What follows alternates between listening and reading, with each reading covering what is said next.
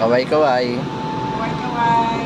Gandang gabi po. Dito po kami sa barko.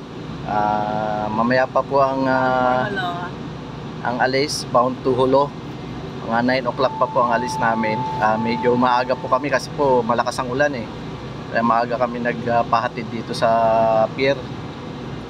Dito na lang kami magpapalipas ng oras.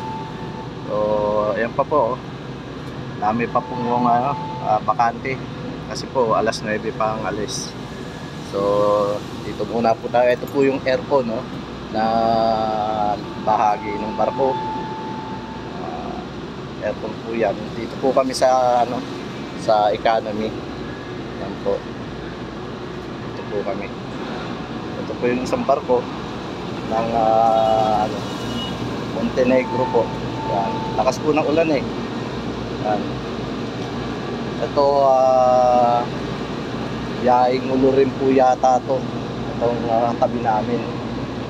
Yan. Same shipping line po sila. Montenegro rin po itong sinasakyan namin. Yan po, hindi din po. Ano pa lang po ngayon, mag-alas 6 pa lang po, pero napakadilim na kasi po lakas ng ulan. Sana po mamaya sa pagbiyahe namin medyo maganda na ang panahon, saka yung sana hindi po siya maalon. Yan po, nagdadatingan pa lang po yung ibang pasahero eh. Yan.